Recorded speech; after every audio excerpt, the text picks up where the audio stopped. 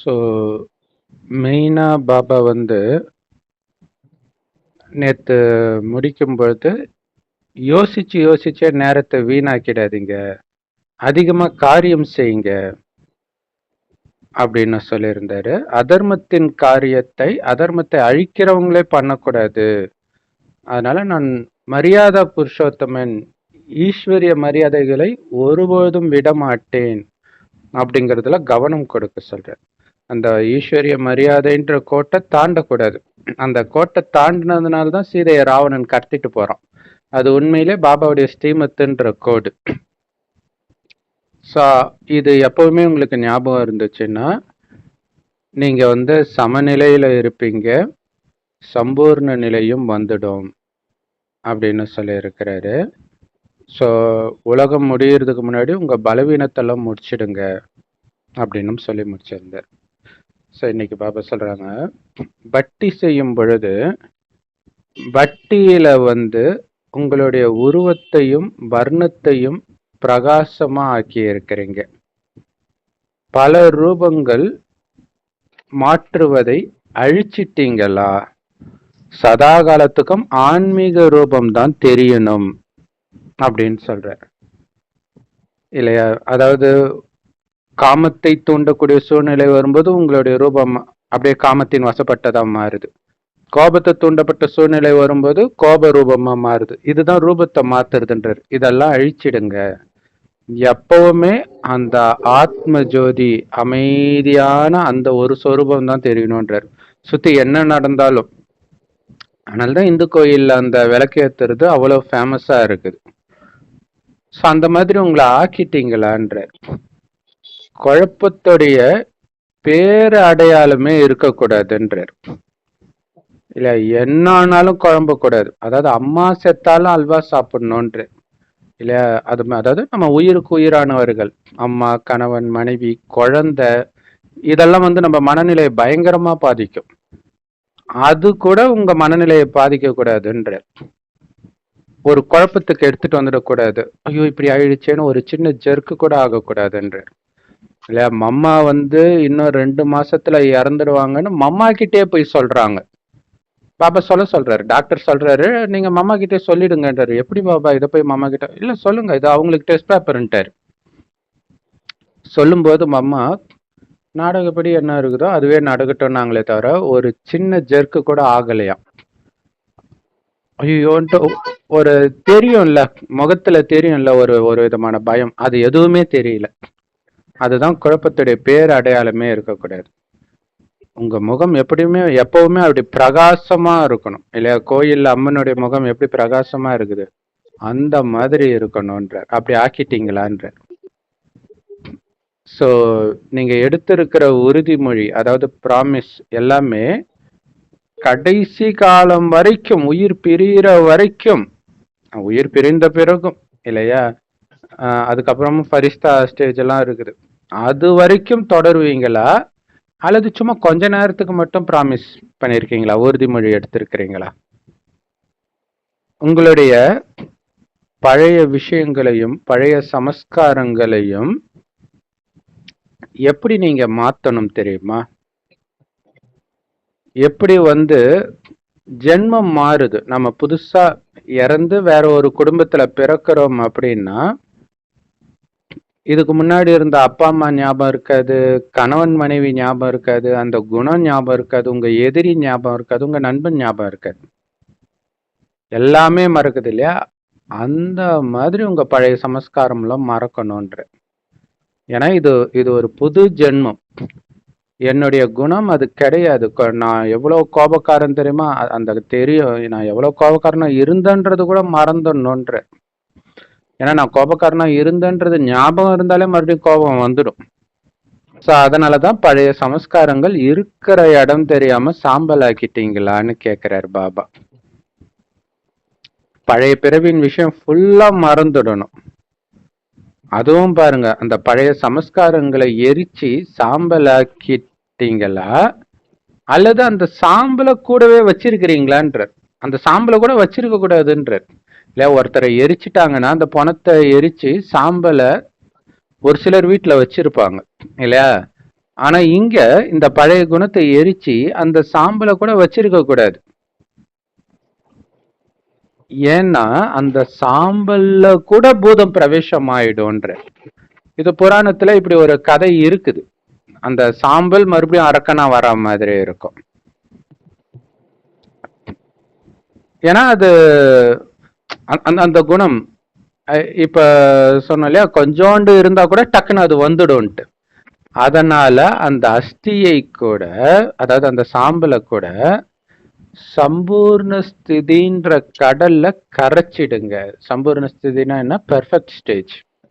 அந்த பெர்ஃபெக்ட் ஸ்டேஜ்ல அது சுத்தமா காணாமலே போயிடணும். இல்ல ஒருத்தர் புதுசா குழந்தை பிறக்குதுன்னா முன் ஜென்மத்துல உள்ள எதுவுமே ஞாபகம் இல்லைன்னா என்ன அர்த்தம்? அது ஃபுல்லா கரைஞ்சு போயிடுச்சுன்னு அர்த்தம். அந்த மாதிரி பழைய குணங்களை ஃபுல்லா கரைச்சிடுங்க. இல்ல இந்த பட்டியில அந்த அஸ்தியை எல்லாம் சம்பூர்ண ஸ்திதின்ற கடல்ல கரைச்சிட்டு தான் போகணும்ன்ற. எங்கேயுமே மறைச்சு எடுத்துட்டு போயிடக்கூடாது. கொஞ்சம் அப்படி உள்ள அடக்கிட்டு போவாங்க. அது திரும்ப திரும்ப திரும்ப திரும்ப வரும். அப்ப என்ன பண்ணும்?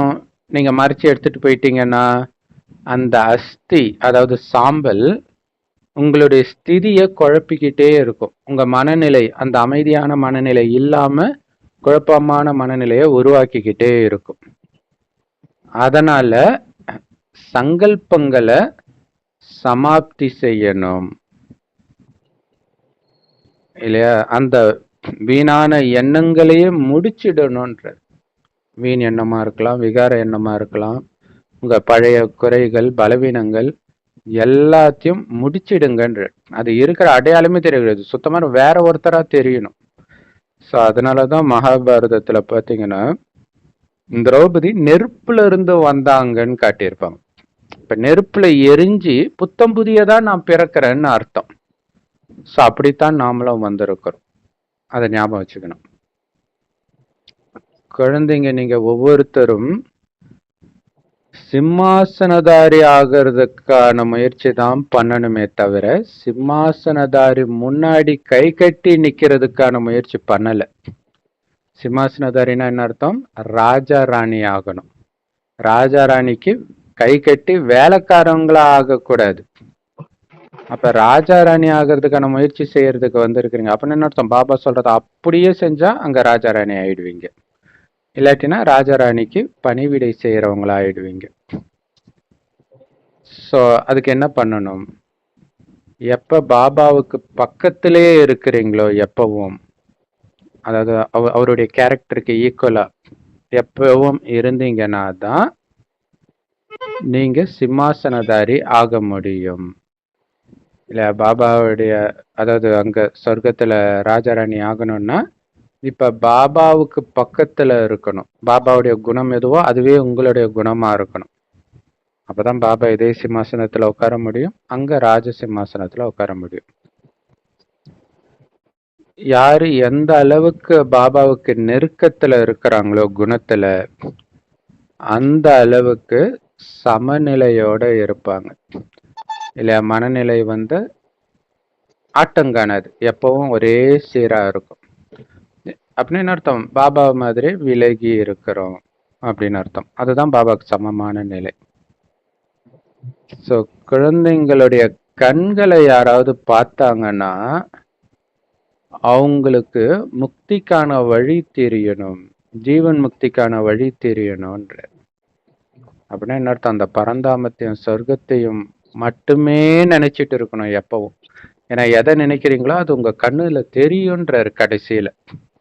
உங்க கண்ணை பார்த்தா முக்திக்கு எப்படி போகணும்ன்ற வழி தெரியணுமா? இந்த மாதிரி அமைதியா இருந்தாதான் போக முடியும், இந்த மாதிரி அமைதியா இருந்தாதான் சொர்க்கத்துக்கு போக முடியும் அப்படிங்கிறது அவங்களுக்கு தெரியணும்ன்ற. ஏன்னா நம்ம மனசுல என்ன நினைக்கிறோன்றது உங்க கண்ணுல தெரியும். அவன் கண்ணு ஏதோ டிஃப்ரெண்டா இருந்துச்சு, இல்ல எனக்கு ஏதோ ஒரு டிஃப்ரெண்டா இருந்துச்சுன்றதெல்லாம் அந்த கண்ணு தான் காட்டி கொடுக்கும் இல்லையா? ஸோ அதனால உங்க கண்ணுல அந்த மாதிரி மந்திரம் இருக்கணும் இல்லையா? முக்தி ஜீவன் முக்திக்கான வழியை சொல்ற அந்த சக்தி இருக்கணும் உங்க கண்ணுலன்ற. அப்போ உங்களுடைய கண்ணே எவ்வளவு சேவை செய்யும் யோசிச்சு பாருங்க. இப்ப கஷ்டப்பட்டு ஞானத்தை சொல்றோம், வாதம் பண்றோம், எனர்ஜி தான் வேஸ்ட் ஆகுது. உங்க கண்ணை பார்த்தாலே உங்களுக்கு முக்திக்கு போறதுக்கான வழி தெரியணும்னா எவ்வளவு சேவை நடக்கும். சும்மா மத்தவங்கள பார்த்தாலே போதும்ன்ற. அப்ப அந்த அளவுக்கு பாபாவுக்கு நெருக்கத்துல இருக்கணும். அந்த பழைய குணங்களை எல்லாம் எரிச்சு சாம்பலாக்குறது. அதுக்குதான் எரிச்சு சாம்பலாக்க சொல்றேன். இப்ப கடவுளுடைய குழந்தைன்னா அப்படியே கடவுளை மாதிரியே தெரியணும். சிவனுடைய குழந்தை பிள்ளையார் கணேஷ் அப்படின்னா கணேஷையும் கடவுள்னு சொல்றாங்களே, முருகனையும் கடவுள்னு சொல்றாங்களே. அப்ப அவங்கள வெளிப்படுத்துறாங்க. ஸோ அப்ப கண்ணு சேவை செய்யுதுன்னா உங்க நெத்தியும் சேவை செய்யும். ஏன்னா அங்கதானே ஆத்மா இருக்குது. ஸோ மற்ற ஆத்மாக்களுக்கு உங்க நெற்றி தந்தையை காமிக்கும். உங்க நெற்றி மூலமாகவே தந்தையுடைய அறிமுகம் கிடைக்கணும். அந்த மாதிரி சேவை செய்யுங்கன்ற. உங்க நெத்திய பார்த்தா பாபா தெரியணும்ன்ற. அப்ப அந்த அளவுக்கு பாபாவை தவிர எதுவுமே மைண்ட்ல இல்லாத ஒரு நிலையில இருக்கணும். தேவையில்லாத விஷயத்த சிந்திக்காம இருக்கணும். அதுதான் முக்கியம். அப்பதான் நீங்க நெருங்கிய நட்சத்திரமாக முடியும். பாபாவுக்கு நெருக்கத்துல வர நட்சத்திரம் 108 மணி ஆக முடியும். வெறும் வாய்மொழி சேவையினால மட்டும் அது முடியாது. கண்ணு சேவை செய்யணும், உங்களுடைய ஒவ்வொரு அங்கமும் சேவை செய்யணும். ஸோ அதனாலதான் சக்தி பீடங்கள்னு சொல்றாங்க இல்லையா, அம்மனுடைய ஒவ்வொரு உடம்பு பாகமும் விழுந்த இடம் சக்தி பீடங்கள். அப்ப ஒவ்வொரு அங்கமும் பாபா வெளிப்படுத்துதுன்னு அர்த்தம். அதனாலதான் அதை பூஜைக்கு தகுந்ததா ஆக்கி இருக்கிறாங்க. ஸோ எப்படி சாக்காரத்துல நம்ம பிரம்ம பாபாவை பார்த்தோம் ஸ்தூல உடம்புல இருக்கும் பொழுது, அவருடைய நெற்றியும் சேவை செஞ்சது, அவருடைய கண்ணும் சேவை செஞ்சது. அவரு ஒருத்தருக்கு சேவை செய்யணும் அப்படின்னு ஸ்பெஷலா எதுவும் பண்ணல. அவரு எப்பவுமே இந்த மனநிலையிலே இருக்கிறார். அப்ப யார் அவரை பார்க்க வரும் பொழுதும், இல்ல ஒரு தடவை சாணி தட்டிட்டு இருக்கிறாரு, அப்ப யாரோ உங்க இயக்கத்தின் தலைவரை பார்க்கணும்ன்றாங்க, உங்க குருஜியை பார்க்கணும். இதோ அவர் அங்க இருக்கிறாருன்னு அவர் பாட்டுக்கு சாணி தட்டுறாரு. இது அவங்க எதிர்பார்க்கல. இப்படி திரும்பி பிரம்ம பாபா பாக்குறாரு, அவருக்கு கிருஷ்ணரா தெரிகிறார். ஏன்னா இவர் அந்த மனநிலையில இருக்கிறார். ஸோ அதே மாதிரி ஒருத்தவங்க பிரச்சனையோட போறாங்கன்னா பிரம்ம பாபா கிட்ட நெருங்கும் போதே மனம் அமைதியாயிடுமா. ஏன்னா அந்த மனநிலையில இருக்கிறார். ஸோ அதோடைய நினைவு தான் இன்னைய வரைக்கும் மனிதர்களுக்கு ஒரு குழப்பம் வருதுன்னா அவங்களுக்கு பிடிச்ச கோயிலுக்கு போவாங்க. போனாலே அவங்க மனம் அமைதியாயிடுதுன்றாங்க. ஏன்னா உயிரோட்டமா பிரம்மா பாபா அப்படி இருந்தார். இல்ல அவருடைய நெத்தி சேவை செஞ்சது, அவருடைய கண்ணு சேவை செஞ்சது. நெத்தியில அந்த ஜோதி பிந்து இருந்தது இல்லையா, அங்கதான் ஆத்மா இருக்குது. அந்த ஆத்ம உணர்விலே இருக்கிறாரு, பரமாத்மா நினைவிலே இருக்கிறார். அப்ப அவர் நெத்திய பார்த்தாலே எல்லாருக்கும் அந்த ஒளி புள்ளி தெரியுதான். கண்ணுல பிரகாசமான திருமூர்த்தியின் நினைவு இருந்தது. அந்த மாதிரி பாபாவுக்கு சமமாக ஆனாதான் நீங்க பாபாவுக்கு நெருக்கத்துல வர முடியும் இல்லையா. பிரம்ம பாபா கன்ஃபார்மா நாராயணன் ஆகிறார். அப்ப அவருக்கு பக்கத்துல நம்ம வரணும்னா அவரை மாதிரியே குணம் இருக்கணும். ஸோ அந்த திருமூர்த்தி அவருக்கு ஞாபகம் இருக்கு. திருமூர்த்தி என்ன இது, இந்த சைடு பிரம்மா உட்காந்துட்டு இருப்பாரு, நடுவுல விஷ்ணு நின்றுட்டு இருப்பாரு, இந்த சைடு சங்கர் இருப்பார். 3 பார்ட்டும் அவர் தான் பண்றார் இல்லையா. சொர்க்கத்துல நாராயணன் ஆக போறாரு, இப்ப கடைசி நேரத்துல சங்கர் ஆயிடுவார். அதாவது பெர்ஃபெக்ட் ஸ்டேஜ். ஸோ அது மைண்டுக்குள்ள அவர் ஓடிக்கிட்டே இருக்கு. சங்கர்ன்றது ஃபரிஸ்தா. அப்ப நான் ஃபரிஸ்தாவாகி தேவதை ஆக போறேன். இது அவருடைய கண்ணுல எப்பவுமே அந்த ஞாபகம் இருந்துகிட்டே இருக்குமா. அதனால பாக்குறவங்களுக்கு டக்கு டக்குன்னு நாராயணன் தெரியுறாங்க. ஏன்னா அவரு நான் நாராயணன் ஆகிறன்ற அந்த நினைவிலே மூழ்கி கிடக்கிறாரு எப்பவுமே. இப்ப மூழ்கி இருக்கும்போது நாராயணன் மாதிரியே அவருடைய நடத்தை இருக்கும். அப்ப அவரை பார்க்கும்போது மற்றவங்களுக்கும் அந்த காட்சியும் கிடைக்கும்ன்றார். நாமளும் அப்படி இருந்தா நம்ம மூலமாகவும் நாராயணன் காட்சி கிடைக்கும். அப்பதான் அவருக்கு பக்கத்துல வர முடியும். எப்ப நீங்க அந்த மாதிரி ஸ்திதியில இருக்கிறீங்களோ, அப்ப உங்கள மாயா என்ன பண்ண முடியும்? அதுவே அழிஞ்சு போயிடும்ன்றேன். பெர்ஃபெக்ட் ஸ்டேஜ் ஆக விடாம தடுக்கிறது தான் மாயாவுடைய வேலை. நீங்க ஆல்ரெடி பெர்ஃபெக்ட் ஸ்டேஜ் ஆன பிறகு மாயாவால என்ன பண்ண முடியும்? கோல் அச்சீவ் பண்ணியாச்சு இல்லையா? அந்த ஹர்டில் தாண்டி ஓடுற ஒரு போட்டி இருக்கும் ஒலிம்பிக்ஸ்ல. இலக்கையே அடைஞ்சாச்சு, அப்புறம் ஹர்டில் இருந்து என்ன பிரயோஜனம்? அது மாதிரி மாயா தானா அழிஞ்சு போயிடும் அந்த ஸ்திதியில இருந்தீங்கன்னான்ற. இப்போ நம்மள பார்த்தா நாராயணன் தான் ஞாபகம் வரணும். அதுதான் ரொம்ப முக்கியமான விஷயமே. ஸோ இதுக்கு நான் ஒரு உதாரணம் கூட ஒன்று சொல்றேன். அப்போ நம்ம பெர்ஃபெக்ட் கிடையாது, பட் இருந்தாலுமே அதாவது பாபா குழந்தை ஆன புதுசுல கோயில்ல வந்து ஞானம் கொடுக்குறோம். அப்போ ஒரு பொண்ணு, சின்ன பொண்ணு, ஒரு காலேஜ் படிக்கிற பொண்ணு மாதிரி இருக்குது. ஒரு பையனோட வந்திருக்குது. அது பாய் ஃப்ரெண்டா இல்லை அண்ணனான்னு தெரியல. அவன் மேல இப்படி தோல்ல கையை போட்டுட்டு நான் படவிளக்கம் சொல்றேன். அது பாக்குது. பார்த்துட்டு இருக்கும்போதே கண்ணடிக்குது. அது என்னை பார்த்து கண்ணடிக்குது. அப்ப என்னடா அது இப்படி பண்ணுதுன்னு டக்குன்னு நான் அந்த பொண்ணை பார்க்கல. நான் பட்டுக்கு சீரியஸா இந்த ஞானத்தை சொல்லிட்டு இருக்கிறேன். சொல்லி ஒரு நிமிஷம் கழிச்சு அந்த பொண்ணை பார்க்கறேன். டக்குன்னு அந்த பொண்ணுடைய மனநிலை மாறிடுச்சு. அது சீரியஸா பார்க்க ஆரம்பிச்சிடுச்சு. அதுதான் அங்க தோக்கடிக்கிறதுன்றது இல்லையா? அப்ப நம்ம கண்ணுல அது இருந்தாதான் அது கண்டினியூ ஆகும். இத வந்து பாபா சாக்கார முரளியில சொல்றாரு. சாக்கார முரளியில அதுவும் ஒரு அவ்யக்த முரளியில தான் வருது. ரெண்டே விஷயம்தான் நடக்குது. ஒண்ணு, நீங்க சக்திசாலியாகி மற்றவர்களையும் சக்திசாலியாக்குவீங்க, அல்லது நீங்க பலகீனமாகி மற்றவர்களையும் பலகீனமாக்கிட்டே இருப்பீங்க. இந்த ரெண்டு தான் நடக்குதுன்ற. அப்ப நம்ம சக்திசாலியா இருந்தோம்னா, எவ்வளவு பலகீனமானவர்களா இருந்தாலும் நீங்க சக்திசாலியான பார்வை பார்க்கும்போது அவங்களும் சக்திசாலியா மாறிடுவாங்கன்ற. ஆனா உங்களுக்குள்ள கொஞ்சம் பலகீனம் இருந்துச்சுன்னா அவங்களுக்குள்ளயும் பலகீனத்தை தூண்டி விட்டுடுவீங்கன்ற. இதுதான் நடந்துட்டு இருக்குது. பாபா குழந்தையா இருந்தாலும் சரி, இல்லாட்டினாலும் சரி. சோ இதுல கவனம் கொடுக்கணும். சோ அந்த மாதிரி ஸ்திதியில இருந்தா மாயா என்ன பண்ண முடியும்ன்றார். நான் நாராயணனாவே இருக்கிறேன். அப்ப நம்ம கிட்ட அப்படி யாராவது நடந்தாங்கன்னா நமக்கு சிரிப்பு வரும். நாம யாருன்னு தெரியாம அந்த குழந்தை அப்படி நடந்துக்குது அப்படின்னு தோணும். அப்ப மாயை சுயம் அழிஞ்சிடும். சோ குழந்தைகளாகிய நீங்க ரெகுலர் ஆகணும். ரெகுலர்னா என்ன? யாரு அதிகாலையில எழுந்ததுல இருந்து தூங்குற வரைக்கும் எந்த காரியம் செஞ்சாலும் ஸ்ரீமத் படி செய்யறாங்களோ அவங்கதான் ரெகுலரா இருக்கிறாங்கன்ற.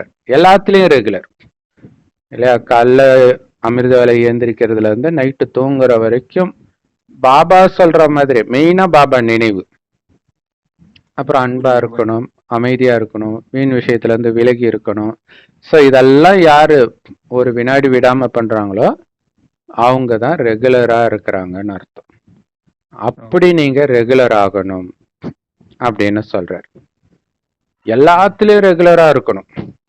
உங்களுடைய பார்வை ரெகுலரா இருக்கணும், உங்க வார்த்தை ரெகுலரா இருக்கணும், உங்களுடைய சங்கல்பம் எண்ணம் கூட ரெகுலரா இருக்கணும். நீங்க செய்யற ஒவ்வொரு செயலும் ரெகுலரா இருக்கணும் இல்லையா? அன்பாவும் இருக்கணும், விலகியும் இருக்கணும், பாபாவோட இணைஞ்சு இருக்கணும். உங்க நடத்தை ரெகுலரா இருக்கணும்.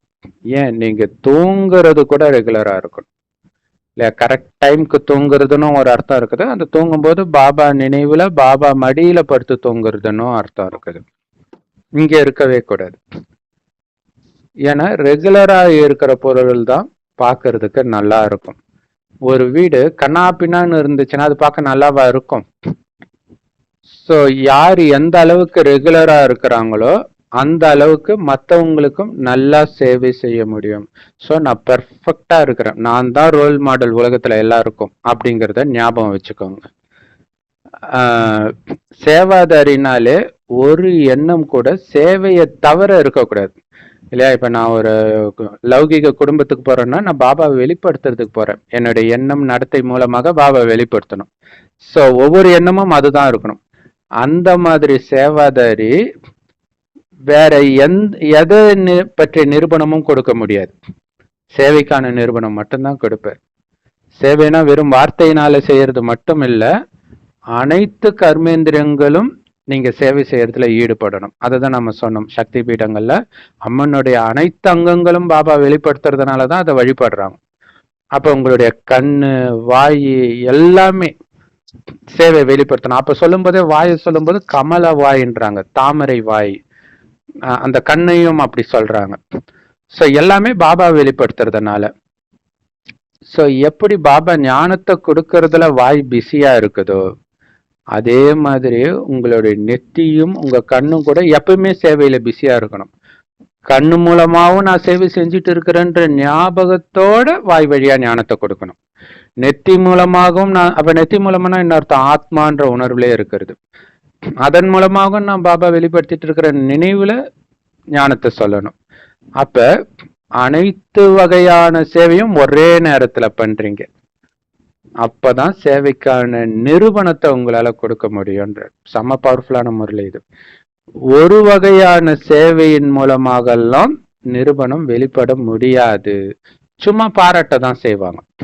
இல்ல உடம்புல இருக்கிற அத்தனை அங்கங்களும் பாபாவை வெளிப்படுத்தணும். வெறும் உதட்டு மூலமாக சொன்னீங்கன்னா ஓகே அவர் நல்லா பேசினாருன்ட்டு போயிடுவாங்க. அது ஒன்றும் இல்லை இல்லையா? ஏன்னா இப்ப சிவானி தீதி வந்து அந்த அளவுக்கு பெருசா பாபா ஞானம் சொல்றது கிடையாது. பட் எல்லாரும் அவங்க கிட்ட மயங்கி கிடக்கிறது என்னன்னா, அந்த கண்ணு பாபா வெளிப்படுத்துது, அந்த ஸ்மைல் பாபா வெளிப்படுத்துது. அதுதான் அங்க முக்கியமான விஷயம். அவங்க வந்து முகத்தின் மூலமாக சேவை செய்யறாங்க, அதுதான் முக்கியமான விஷயம்.